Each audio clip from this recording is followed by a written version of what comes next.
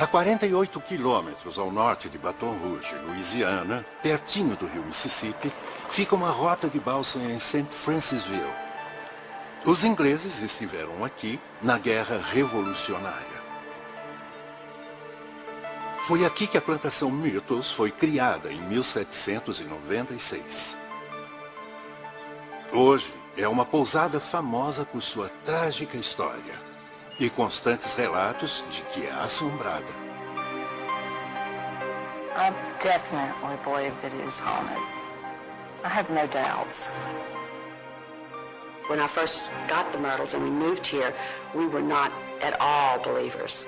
We thought there's just no way. It's an advertising ploy. It's a hook. But we were here about 3 weeks when the spirits made it known that they were here.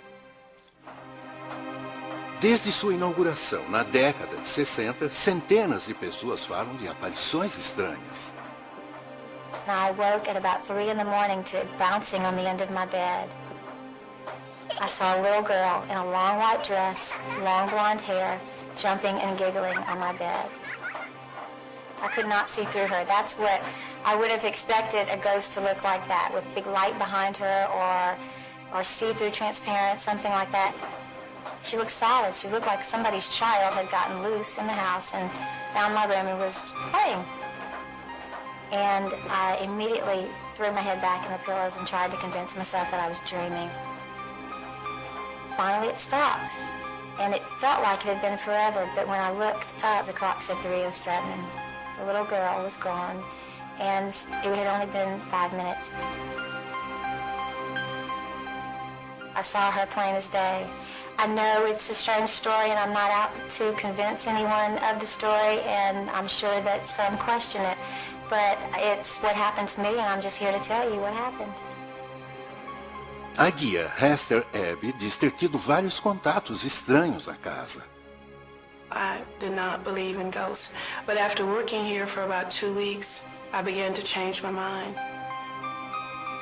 Hester relata a movimentação incomum de objetos.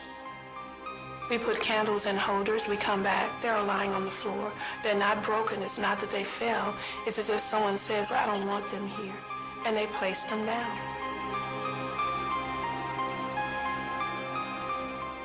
Um dia, durante um tour, Esther diz ter sentido algo estranho.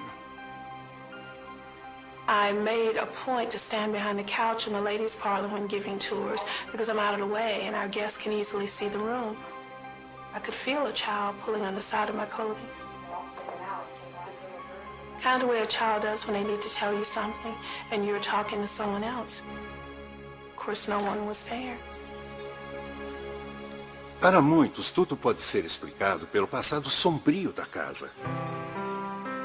A plantação Myrtles era o lar do general David Bradford, o líder da rebelião do uísque de 1796. General David Bradford fled George Washington's army during the Whiskey Rebellion, came down the Mississippi, and he, on a 640-acre Spanish land grant, built the Myrtles Plantation. Um juiz da Louisiana, Clark Woodruff, se casou com a filha de Bradford e o casal viveu em Myrtles com os 3 filhos. Judge Clark Woodruff had a black concubine, a beautiful mulatto girl named Chloe, which was very common. That was just the way things were. There was a great dichotomy between a house servant and a field slave. The house servants, of course, feeling very privileged because they were. Mas quando Chloe foi pega ouvindo o juiz e a esposa, foi brutalmente castigada.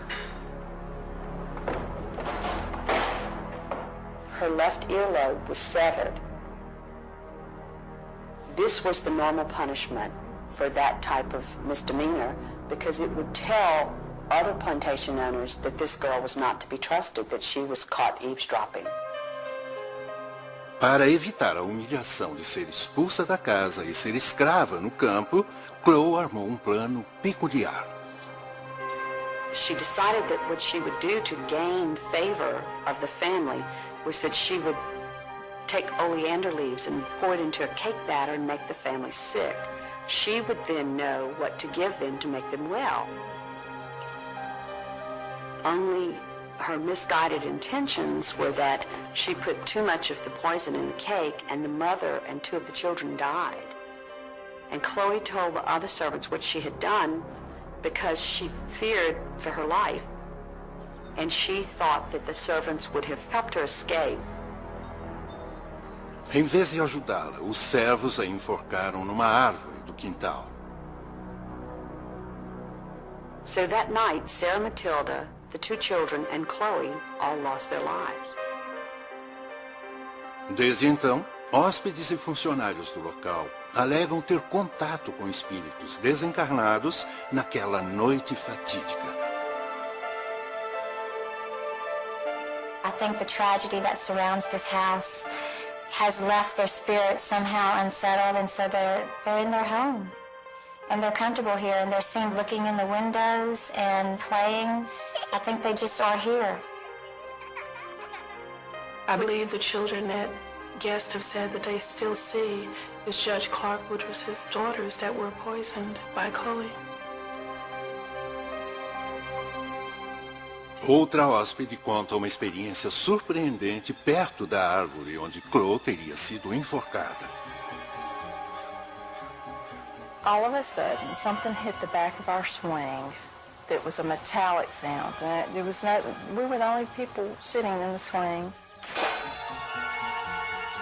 And it was almost like a golf club. And we came out of the swing, and there was nothing behind us. We couldn't see anything. We could not imagine what that could be. Rebecca diz ter tido outro contato inexplicável numa outra visita. I was sitting on the floor, going through some of my belongings, and I felt a presence come in. Actually, I could see it from my peripheral vision. It did not have a distinct form. I could discern that it was a male presence, and it brushed against me. I could feel it go past me from behind me, and it went into the next room. I mean, I could detect that. And it just gave me the chills. The hair of my neck raised, and I thought, I'm just not going to make a big deal out of this. I'm not going to be fearful. Mas 2 horas depois, o cheiro de tabaco encheu a sala. It was like someone had put an ashtray under my nose, and there's no smoking in any of these rooms, and I don't smoke, so I believe that there's a supernatural being or beings here that are very active. Tita Moss tirou uma foto que não consegue explicar. Após o ceticismo inicial, ela agora cogita que seja algo sobrenatural. There was this shadowy figure that looked an awful lot like a lady in one of the pictures.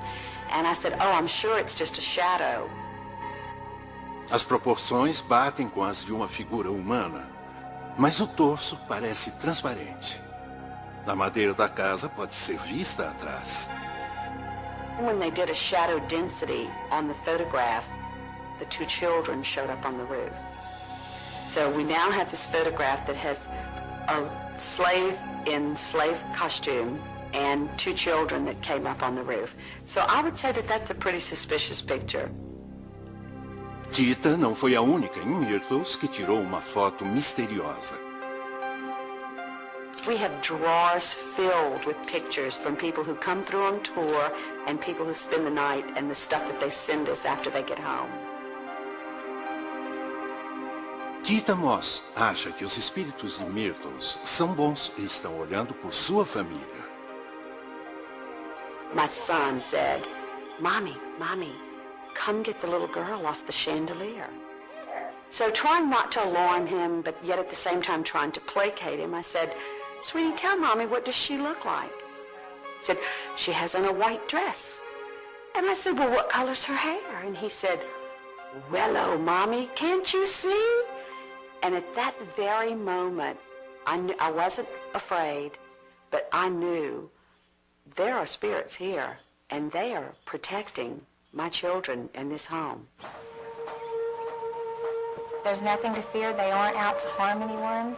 They're just here protecting their home and watching the people that come and go and interacting with the ones that they feel some sort of connection to, I think. I do believe they're real. I do. I felt it and I believe it with my whole heart.